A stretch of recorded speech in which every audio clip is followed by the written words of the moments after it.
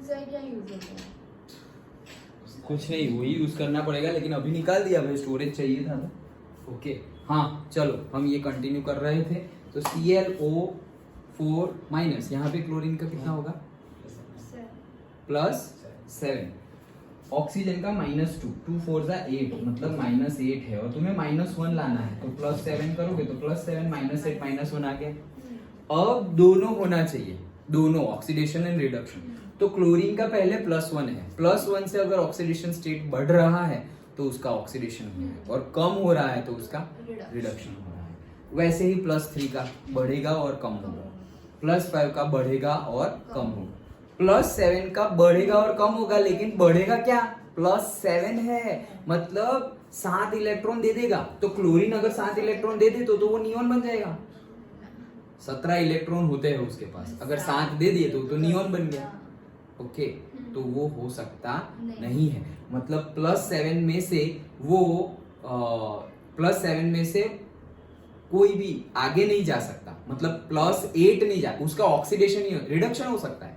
+7 से अभी नीचे जाएगा, +5 आ गया, तो +7 से +5 मतलब रिडक्शन हुआ, कम हुआ, ऑक्सीडेशन नंबर कम हुआ मतलब रिडक्शन हुआ। रिडक्शन पॉसिबल है, इसका रिडक्शन पॉसिबल है क्लोरीन का, बट ऑक्सीडेशन पॉसिबल नहीं है, क्योंकि ऑक्सीडेशन में ऑक्सीडेशन नंबर बढ़े।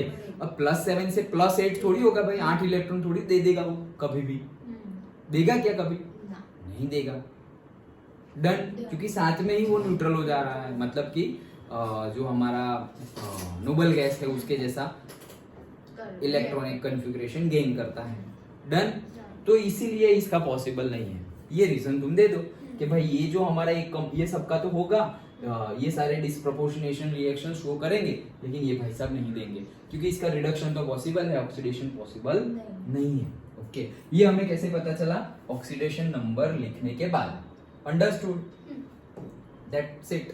सो देखो, among the oxo anions of chlorine listed above, ClO4- does not disproportionate because in these oxo anions chlorine present in its highest oxidation state, that is +7।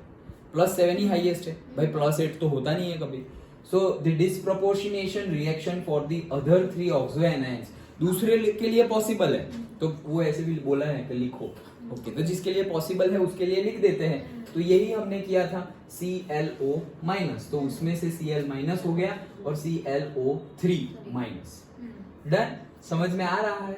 Okay, ClO2 Hν, okay, Hν मतलब sun rays दिया है, वैसे लिखा हुआ है, energy का form है Hν, physics में आएगा आगे जाके। Okay, so 4 ClO3- and twice Cl-, और ClO3- हो तो Cl- और उसका बनता है ClO4-।